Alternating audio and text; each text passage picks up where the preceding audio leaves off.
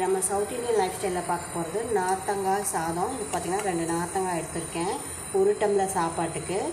அதுக்கப்புறம் பார்த்திங்கன்னா சின்ன வெங்காயம் பொடி பொடியாக கட் பண்ணி வச்சுருக்கேன், வரமிளகா ஒரு 4, கருவேப்பிலை. அதுக்கப்புறம் பார்த்திங்கன்னா நார்த்தங்காயை பிழிஞ்சு எடுத்து வச்சுருக்கோம். இதில் வந்து நல்லா திக்கான சாறு எடுத்து வச்சுருக்கேன். இது வந்து கொஞ்சம் தண்ணி கலந்தது, மீதி இருக்கிறத வந்து கொஞ்சம் தண்ணியில் பிழிஞ்சு எடுத்துருக்கேன். இப்போ தாளிக்கிறதுக்கு இதை தான் யூஸ் பண்ண போகிறோம். இப்போ அடுப்பில் ஒரு கடாயை வச்சுட்டு காஞ்சனையும் எண்ணெய் ஊற்றிக்கலாம்.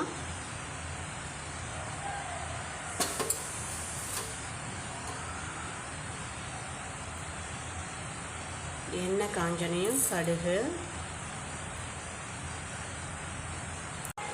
கடுகு நல்லா பொரிஞ்சிச்சு. கடலைப்பருப்பு 1 ஸ்பூன், உளுந்தம்பருப்பு 1 ஸ்பூன் சேர்த்துக்கலாம்.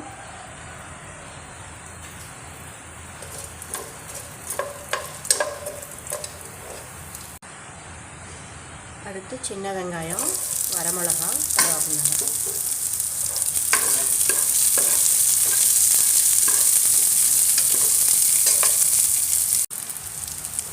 வெங்காயம் நல்லா வணங்கிடுச்சு. இப்போ தண்ணி கலந்து எசன்ஸை ஊற்றிடலாம்.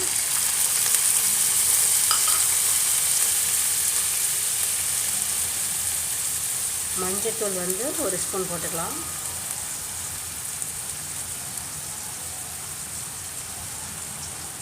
உப்பு 1 ஸ்பூனு. டேஸ்ட்டு பார்த்துட்டு மறுபடியும் கூட ஆட் பண்ணிக்கலாம். இப்போ 1 ஸ்பூன் போட்டிருக்கோம். இது ஒரு 2 நிமிஷம் கொதிக்கட்டும்.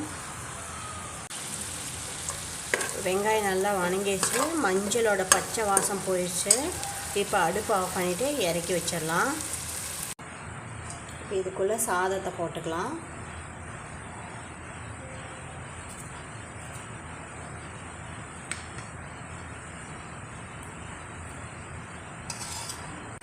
இப்போ சாதத்தை போட்டுட்டோம். 1 நிமிஷம் ஆறட்டும்.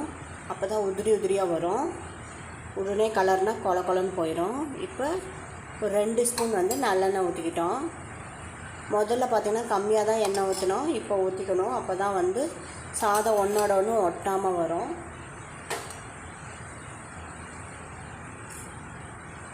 அதுக்கப்புறம் நம்ம திக்காக கரைச்சி வச்ச நார்த்தங்காய் ஜூஸ் ஆட் பண்ணிக்கலாம். எப்போவுமே சிட்ரிக் ஃப்ரூட்ஸ் வந்து நம்ம வந்து தண்ணியில் கொஞ்சமாக எடுத்துக்கணும், அதை கொதிக்க வச்சுக்கணும். அதுக்கப்புறம் பார்த்திங்கன்னா திக்கான இதை வந்து நம்ம ஊற்றிக்கணும். அப்போ தான் அதில் இருக்கிற விட்டமின் சி வந்து குறையாமல் இருக்கும். கொதிக்க வச்சோம் அப்படின்னா வந்து விட்டமின் சி சுத்தமாக போயிடும். சாப்பாடு கலர ஆரம்பிக்கலாம். அப்போ வந்து 2 கைப்பிடி நிலக்கடலை போட்டுக்கலாம்.